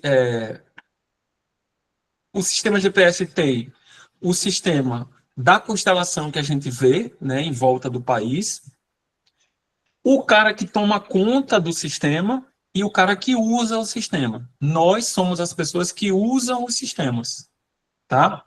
Então, no segmento espacial, o sistema GPS é formado por 24 satélites operacionais distribuídos em 6 órbitas distintas. Então, eles ficam, cada um em diferente órbita, rodando no entorno do planeta. São localizados a cerca de 20 mil quilômetros na superfície, contam com um satélite de reserva que assume o controle em caso de falha em qualquer ponto do planeta é possível visualizar no mínimo 4 satélites simultaneamente, tá? Então, ele vai dar informação de tempo, que é o tempo que o sinal chega na posição, e a posição que esse sinal encontrou na superfície. Tem o segmento de controle, que é o segmento, nesse caso aqui, é o Departamento de Defesa dos Estados Unidos que toma conta. Então, se os americanos quiserem desligar todo o nosso GPS, eles vão lá e apertam o botão e tchau. Então, é importante que a gente desenvolva a nossa própria tecnologia. E tem um segmento de usuário, que é composto por 5 estações de controle, sendo a principal localizada nos Estados Unidos. Essas estações são as que fornecem as informações para a gente. As estações controlam e disponibilizam essa informação para você, por exemplo, montar apps como o Google Earth, como o Waze, para que você utilize, inclusive os equipamentos de GPS, né? A gente aqui na ponta, onde a informação é efetivamente utilizada. Basicamente, como é que ele funciona? Também não é novidade, né? É o processo idêntico para qualquer segmento de trabalho. Se você quiser determinar latitude e longitude, ou seja, só a coordenada, 3 satélites são suficientes. Se você precisar adicionar altitude e ou velocidade, se você estiver em movimento, você vai precisar de mais um satélite. Então, quanto mais satélite visível, maior a precisão da coordenada. Isso aí a gente, no dia a dia do nosso órgão, liga o GPS lá e vê ele processando lá, né, os satélites que estão disponíveis naquela região. Todo sistema GPS está referenciado a um sistema geodésico global, que é aquilo que eu falei lá no início. Então, ele está amarrado na elipsoide. Aí depois você tem que fazer a correção para encontrar a informação correta, se você quiser derivar a informação, como, por exemplo, a altitude. O sistema que eles usam é o WGS-84, né, o sistema padrão deles. O nosso sistema é o SIRGAS, eles são muito parecidos, né, são dados muito parecidos, mas o GPS trabalha com o WGS-84. Então, a adoção correta do sistema geodésico evita distorções nas coordenadas obtidas. Existem 3 tipos de métodos para posicionamento de GPS. Isso aí, para quem trabalha com levantamentos, é importante saber, né? O método absoluto, diferencial e relativo, para você saber o que vai usar. De maneira geral, o nosso GPS de mão, de navegação, ele trabalha com o método absoluto, certo? E quanto mais preciso você precisa, quanto mais preciso o GPS for, mais próximo do método relativo ele fica. Então, o método absoluto é esse que a gente usa normal. Então, um único receptor de GPS, sem correção, só que ele tem uma baixa precisão, de 3 a 15 metros. Então, normalmente a gente usa para navegação, né? GPS de navegação. Então, quando você vai mapear a app, você tem que tomar cuidado para não cometer grandes equívocos, né? Você mapear um lugar que está no lugar X e, na verdade, ele está a 10 metros daquela posição que você mapeou. O método diferencial, ele se baseia no método absoluto, mas faz a correção. Melhora consideravelmente a precisão, né? Ela já cai, acho que para menos de 2 metros. Fica bem preciso, mas mesmo assim, dependendo da sua necessidade, ele não vai... Aqui na CEMAS, quando a gente vai fazer mapeamento de app, quando precisa fazer algum estudo, aí a gente vai para o GPS geodésico, né? Para o RTK também. A gente tem um drone aqui já com RTK embarcado, caríssimo, inclusive, mas que tem uma precisão milimétrica. Então, aqui nessa tabela, a gente vê aqui, de acordo com o método usado, o impacto que ele causa na sua medição. Então, o ideal para você que vai trabalhar Se você estiver georreferenciando o imóvel, por exemplo, para ajustar ele no INCRA, ou até para o CA também, o ideal é que você utilize um GPS geodésico. Agora, ele é caro, difícil de usar. Se você não tiver muito tempo, ele vai tomar muito tempo, então tem prós e contras, né? Então vai depender do que você precisa, tá certo? Alguma dúvida sobre o sistema de GPS? Destaco aqui novamente. Se você não souber disso aqui, exceto em relação a que GPS usar, mas aí é uma coisa também intuitiva, a experiência do dia a dia vai lhe dizer, ó, eu acho que esse GPS aqui ele não vai servir para essa medição aqui, porque ele tem um erro. Então, mesmo que você não saiba disso, intuitivamente você já vai ter subsídio para tomar a decisão, tá certo? Vamos entrar aqui na questão das escalas cartográficas. Então, até aqui, nesse momento, eu estou trabalhando com posição, né? Onde eu estou. E agora que eu tenho a minha posição mapeada, que eu consegui me localizar onde eu estou, agora eu vou entrar para o eixo da representação, né? Como é que eu represento essa informação? A escala cartográfica, ela é a relação entre a medida no mapa e a medida no terreno. A escala também, ela atrapalha muito a nossa cabeça, mas a gente também tem uma noção intuitiva da escala. Então, você já tem uma ideia, essa escala aqui não está legal, mesmo que você não saiba qual é a escala, né? Então, por exemplo, uma escala que está em 1 para 50 mil significa que cada centímetro no mapa representa 500 metros no terreno. Onde é que a gente vai sentir a escala? Quando a gente for, por exemplo, vetorizar um dado.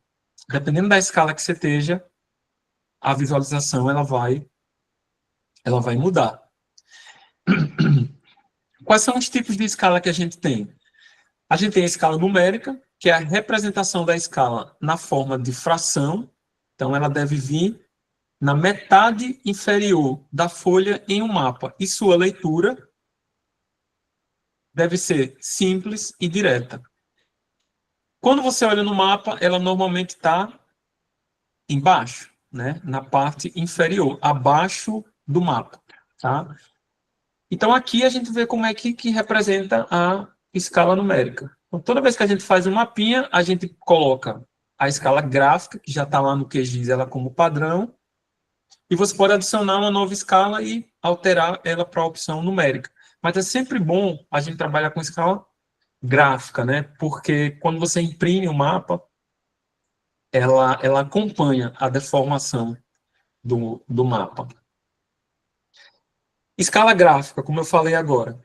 Principal vantagem, uso prático em campo.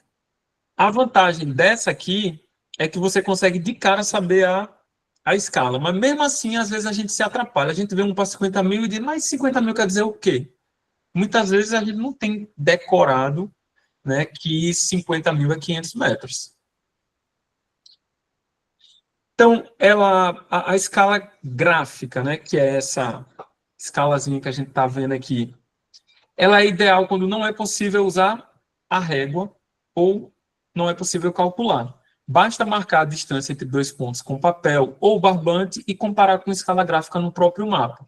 Então, eu normalmente, o meu dedo ele mede 1 centímetro assim, de largura. Então, normalmente eu vou lá e consigo descobrir colocando meu dedo sobre a escala. Que aí eu já sei que 1 centímetro ali equivale a X quilômetros conforme a escala. Então, ao imprimir mapa digital, pode haver distorção no tamanho devido à impressora, tipo de papel ou margem. Diferente da escala numérica, a escala gráfica ela se deforma proporcionalmente ao mapa, mantendo a sua utilidade. Então, sempre que você for fazer um mapa, você pode até esquecer a numérica, mas não esqueça a gráfica, que aí você estraga seu trabalho. Porque a primeira coisa que um técnico vai perguntar é qual é a escala. Ah, eu vou querer fazer um mapeamento disso e disso, qual é a escala? São duas perguntas, qual é a escala e qual é a resolução, certo? Escala nominal. Representação em forma de razão ou proporção. É como se a gente falasse, né? Ah, 1 centímetro equivale a 500 metros. Então, essa é uma escala nominal. Então, ela é mais clara, porque ela diz exatamente o que você quer saber, ela vai direto ao ponto, mesmo que você não domine o sistema métrico. Você não precisa ficar 50 mil centímetros equivale a quantos metros? É chato de fazer essa conta, né? Agora, ela é pouco intuitiva. Por quê? Porque apesar de você saber quantos metros tem, você pode não saber de onde para onde vai, entende? Onde é que você vai alocar aqueles 500 metros? Então, é importante observar isso também em relação à escala. Ela é pouco intuitiva. A escala, ela afeta a generalização cartográfica e exatidão do mapa. Então, é importante que você escolha a escala certa para representar aquilo que você deseja, o fenômeno que você deseja. Ela impacta parâmetros como a PEC, que é a precisão cartográfica, né? É como se fosse um padrão de exatidão cartográfica, o erro gráfico, simbologia, conversões. Por quê? Porque isso tudo está ligado à representação. Então, tudo que você não consegue representar porque não está dentro do seu campo de visão, pode ser explicado pela escala. Olhando a escala, você já vai saber. Então, se eu estou com uma escala de 1 para 500 mil, provavelmente eu não vou conseguir visualizar uma caixa d'água. Ou seja, aquilo não vai ser desenhado. Tá? Aqui eu coloquei 4 cartas topográficas. Então, essa aqui está na escala de 1 para 25 mil. Você vê que o enquadramento dela, ela vai ficando menor ao passo que a escala vai aumentando. Então, ó, aqui, nessa daqui, a gente consegue ver mais detalhes. Esse caso aqui não está muito bem representado porque é aqui no Nordeste, no Rio São Francisco, mas é uma carta antiga. Mas você pode ver que o nível de detalhamento ele vai diminuindo ao passo que eu vou aumentando o denominador na minha escala. Eu vejo uma área maior, mas eu vejo detalhes menores, eu vejo menos detalhes nessa minha carta. Então, é importante saber também em que escala você vai trabalhar. Se é uma escala grande, se é uma escala pequena, tá? Isso vai influenciar diretamente no seu trabalho. Então, ó, relação entre escala e resolução. A gente não entrou ainda na questão da resolução espacial, mas é uma coisa também quase que intuitiva para o técnico da área. Se você está trabalhando com imagem do Google, por exemplo, eu vou no Google Earth, é uma imagem de alta resolução, né? Tem mais ou menos entre 3 e 5 metros de resolução. Então, você consegue dar zoom e visualizar coisas que têm, no mínimo, 9 metros quadrados. Entre 9 e 25 metros quadrados, que permite que você identifique com clareza. Então, aqui à esquerda, ó, eu estou numa escala de 1 para 50 mil com uma resolução de 10 metros, ou seja, 10 por 10, 100 metros quadrados. E aqui eu estou numa de 30 metros, à esquerda aqui. E ela tem 900 metros quadrados. Se vocês observarem aqui, não sei se pelo slide dá para perceber, mas essa superfície aqui, ela está mais nítida do que aqui. Por quê? Porque o pixel dessa daqui é maior do que o pixel dessa daqui. Então, a escala define o nível de detalhe exigido. A imagem ela tem que ter uma resolução compatível com a escala para que você evite sobreinterpretação ou subaproveitamento. Ou seja, a imagem poderia lhe fornecer, ou seja, você poderia aproveitar muito mais dados, mas não aproveitou porque você escolheu a escala errada. Por exemplo, você escolhe como aqui, ó. Isso aqui eu botei para representar a mesma área, mas não faz sentido eu pegar uma imagem de 10 metros e jogar ela numa resolução de 150 mil. Eu vou ter uma imagem mais pesada desnecessariamente. Ou seja, eu vou ter muito processamento no meu computador quando essa imagem aqui resolveria, por causa da resolução. Tá? A nossa aula vai até 4 horas, né? Então eu vou ter que dar uma paradinha antes, né? Isabel, obrigado. Vamos fazer aqui o cálculo da resolução recomendada, né? Se eu chegasse para vocês e dissesse, gente, eu vou fazer um mapeamento e vou utilizar a imagem de satélite para realizar esse mapeamento, tá? Ah, não sei se eu pego Landsat, não sei se eu pego Sentinel, não sei se eu pego qualquer outra que tiver aí, né? Planet e assim por diante. Qual é a imagem, ou seja, qual é a resolução que mais se adequa a um mapeamento na escala de 1 para 30 mil? Como uma resolução de 3 metros, né? Com uma resolução de 3 metros, em que escala eu posso extrair informação? Então, vamos calcular a resolução aí numa escala de 30 metros. Basicamente, o que eu faço é multiplicar a minha escala, o meu denominador da minha escala, pelo fator de acuidade visual humano. Então, o ser humano, ele só consegue, o olho humano, ele só consegue ver um ponto que tem, no máximo, esse tamanho aqui, 0,0002 metros. É como se fossem 2 milésimos aí, né? É o que a gente consegue ver. Então, se você multiplica a resolução se você multiplica a escala de trabalho que você decidiu trabalhar por esse fator, você sabe qual é a imagem que você vai usar. Por exemplo, eu não podia usar aqui Landsat. Ele não resolve o meu problema. Por quê? Porque eu não vou visualizar as feições que eu preciso visualizar. Então, eu precisaria de uma imagem melhor. Aí eu parto para um drone, por exemplo, né? Também um drone já forneceria uma imagem muito melhor. Mas saber dessas questões, ela nos permite tomar decisão de forma mais acertada. E como é que eu calculo minha escala? Eu divido a minha resolução. Então, ó, eu quero trabalhar com imagem de 3 metros. Eu recebi uma base de dados que tem 3 metros de resolução. Qual é o meu limite de escala para trabalhar com 3 metros? Meu limite, sendo conservador, é 15 mil. Então, a minha escala vai ser de 1 para 15 mil. E aí eu garanto que eu vou conseguir extrair as informações numa escala de 9 metros quadrados, que é o quê? Um quarto, né? Um quarto de uma casa. Então, é muito pequeno. Então, é importante a gente ter essa noção, né, da escala em relação ao que eu visualizo.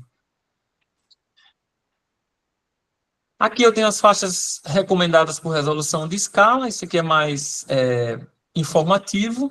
Então, na escala de 1 para 5 mil, você vai ter uma resolução recomendada de 1 metro. Então, você já vai para o drone, já vai para satélites com maior resolução, mas vão ser muito caros. O ideal é comprar um drone mesmo e trabalhar com drone, se você não for fazer grandes mapeamentos, certo? E aqui na escala de 1 para 250 mil, eu vou trabalhar com a resolução recomendada de 50 metros. Então, é uma resolução menor, né, em termos de abrangência, do que a resolução do Landsat, que a gente vai ver mais na frente, que é de 30 metros. Então, eu consigo representar os detalhes com o Landsat para uma escala de 250 mil. Então, escolher bem a escala e a resolução é como ajustar, né, o foco de uma lente. Né? É o que define a nitidez da sua análise espacial. Isso aqui você tem que ter muito claro. Por quê? Você está no órgão e vai contratar uma empresa para fazer um monitoramento. Acontece muito, né? Vou contratar uma consultoria para fazer um mapeamento na minha cidade. Pelo tamanho da minha cidade, eu vou trabalhar com que escala?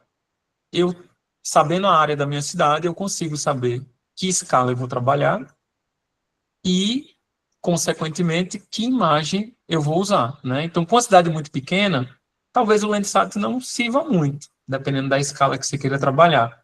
O Landsat não serve muito, por exemplo, para você fazer mapeamento de recurso hídrico com 10 metros de comprimento. Não faz o mínimo sentido, porque você não vai enxergar nada além de quadros, né? Além de quadros. Então, gente, Tem alguma dúvida até aqui? Não sei se Professor, vocês chegaram a... Oi? eu utilizo muito o Google e eu vejo que tem uma diferença do que eu vejo no Google Office Sistema e no Google Office, tipo, aquele que é aquele da própria internet. Às vezes o Sim, o Google empreendimento Maps. existe ou ele ainda está levantando, entendeu? Uma defasagem de informação. Aí eu só acho ruim trabalhar nele por isso, por conta dessa defasagem de informação, que às vezes o satélite, a construção ainda está construindo, mas na verdade a gente sabe que já está construída. Exato, tem esse problema. Eu acho que é por isso que eu defendo que a gente desenvolva os nossos sistemas. Eu duvido você ter esse problema lá nos Estados Unidos, ou no Canadá, ou na Europa, entende? Você não tem. Você tem nas regiões periféricas, que eles colocam a imagem que tem. Aí eles criam um monte de mosaicos, se você olhar no Google Earth. Quando você aumenta, né, a escala geográfica, né, você vê que ele cria mosaicos, às vezes ele pega outros sensores com resolução mais degradada, resoluções menores, e coloca lá. Não sei se vocês já tiveram essa experiência de ver uma região e as imagens parecem que estão cortadas. De um lado você vê de uma cor, de outro você vê de outra. Isso é porque é o que sobra para a gente. Você não vai encontrar isso na Europa nem nos Estados Unidos. Por quê? Porque o sistema foi feito para eles. A gente usa porque eles disponibilizam, porque eles também têm interesse em informação nossa, né? Mas isso é um problema. E quando você vai fazer um relatório, você tem que reportar, ou um parecer, tem que reportar isso no seu parecer. Ó. A área, ela abrange, se você utilizou dado do Google, você tem que informar. Está sobreposta a uma área de mosaico, isso pode gerar imprecisão de representação, tanto em termos espaciais, como em termos temporais, como você está falando aí. Você vai olhar no mapa, ele não existe, quando você vai ver na realidade, ele existe. É porque o satélite não passou, ou passou e eles ainda não atualizaram. Eu não sei qual é a frequência de atualização. Mas no Google Earth Pro, a gente tem mais esse problema do que no Google Maps normal. O Google Maps é como se ele fosse mais estável, né? Só que você não consegue fazer nenhuma operação, né, espacial nele. Você não mede área. Verdade. O problema é mais no Pro mesmo. Aí, quando eu tô com dúvida, aí eu abro, porque tem uma bolinha que joga lá para a internet, né? Aí você consegue abrir o Google Earth mesmo. Tá. Aí tem até a Kilvia e o Laerte, eu acho que eles estão... que é ainda pior, né? É isso que eles estão colocando, que é aquela que você vê ele em 3D, né? É muito defasado aquilo ali. Porque o carro vai passar uma vez na vida. Acho que ele vai passar de novo assim, de 2 em 2 anos, 3 em 3 anos. Acho que coisa nesse sentido. Professor, eu acho assim, uma sugestão é complementar o seu mapeamento com a vistoria, porque a vistoria você vai ver, né? Aí fica mais difícil a pessoa omitir alguma coisa. Ou o que você está vendo não ser a realidade. Exatamente.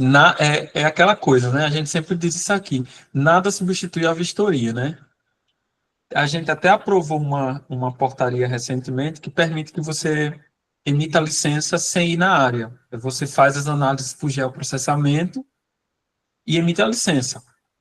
Mas é arriscado muito pelo que você está falando aí. Nada substitui a vistoria. Nada substitui. Professor, em alguns casos, eu defendo essa questão do geoprocessamento. Por quê? Tem algumas áreas que é de difícil acesso e são faccionadas, por exemplo, né?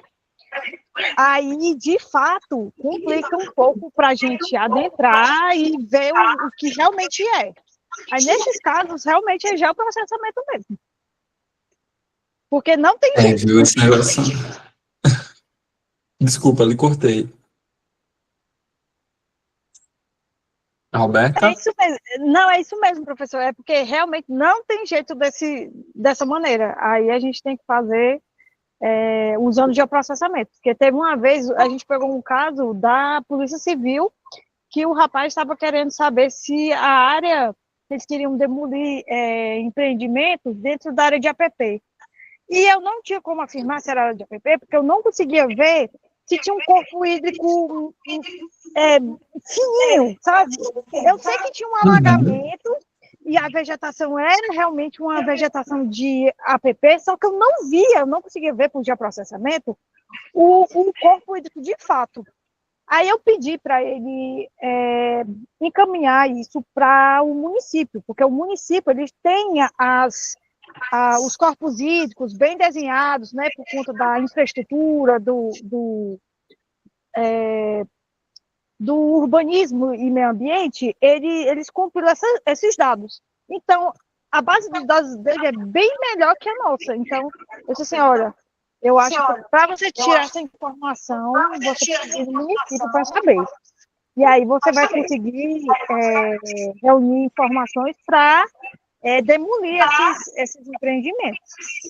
Porque, de fato, fica muito difícil, até porque os satélites eles cobrem alguns rios que são bem fininhos, né? Mas que continuam sendo corpos hídricos, entendeu?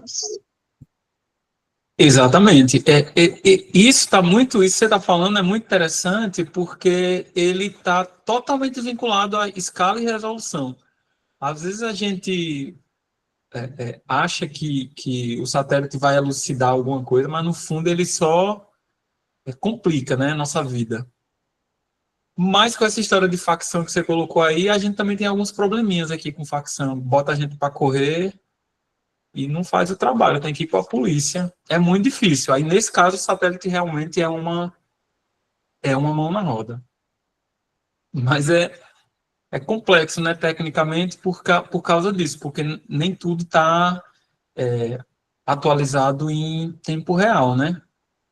Isso pode gerar sérios prejuízos para a gente. E até na disciplina de licenciamento eu vou abordar um pouquinho essa nova lei do licenciamento e o que é que muda dentro disso, né? Do que você responde, como você responde em caso de você cometer um erro, por exemplo, na escolha da resolução e não mostrar um recurso hídrico que existia, por exemplo, né? Isso é muito frequente. Principalmente da parte do empreendedor, né? Muitas vezes a pessoa, não, é um recurso hídrico pequeno, é efêmero, não tem APP, não represente não. Aí vai lá no estudo e não tem recurso hídrico. Se a gente for acreditar, muitas vezes, se não for na área, vai deixar de localizar, né, um recurso hídrico. Então, esse aspecto espacial, ele é a chave de tudo, né? Ele é a chave de tudo. Tem mais alguma questão, pessoal?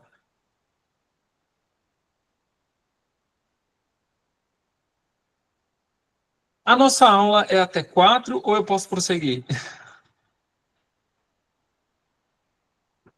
Acho que a gente acaba 4, né? Professor, é até 4 horas. Pronto, mas aí eu terminei exatamente no último slide desse tema. O próximo slide, na semana que vem, a gente vai entrar, né? Eu vou só apresentar um pouquinho, que é como traduzir o mundo real para o mundo computacional. A gente vai abordar um paradigma, né, que é o paradigma dos 4 universos, que é muito interessante. Mas semana que vem, que a gente vai entrar agora na parte do sistema de informação geográfica, né, e tipos de dados. Oi, Ariana. Professor, eu cheguei um pouco atrasada na aula e eu não vi o início, se foi relatado, mas eu entrei agora no site do IFCE, que é do Moodle, e eu vi que a disciplina ainda não está disponibilizada. Aí eu queria saber se ela vai ser disponibilizada, se a sua aula vai ser disponibilizada novamente para que a gente consiga assistir de novo, caso Com certeza. Eu vou encaminhar o arquivo para ser colocado no ambiente no ambiente virtual. E toda a aula vai ser disponibilizada lá, juntamente com as outras aulas, né, da parte prática do curso. Tá bom, então, professor. Obrigada.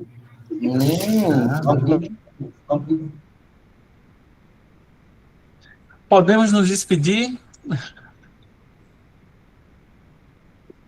Obrigada, professor. Ótima aula. Nada, Roberta. Obrigado. Oi, Josiane. Gente, pois um abraço, muito prazer conhecê-los. Espero que eu tenha contribuído, né? O tempo é muito curto, dá para a gente passar o dia inteiro aqui conversando. Posso sim.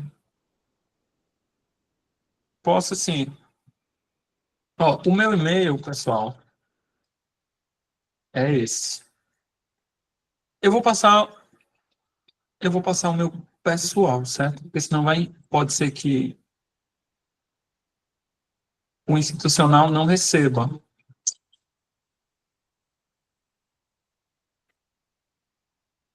Obrigado, Aline. Obrigado a todos, obrigado, Josiane. Abraão, tá aí meu e-mail. Qualquer dúvida, vocês sabem onde me encontrar, estou na SEMASSE, né? Apesar de estar dando aula pelo IF, mas qualquer dúvida, qualquer informação, qualquer sugestão, vocês me encontram por aqui, tá bom? Um abraço para vocês, excelente final de semana, e eu vou, assim que sair daqui, já falar com a professora Érica e com a professora Andréa para a gente disponibilizar, abrir logo a disciplina, tá bom? Um abraço para todo mundo. Fui. Deixa eu cancelar aqui a gravação. Para a gravação.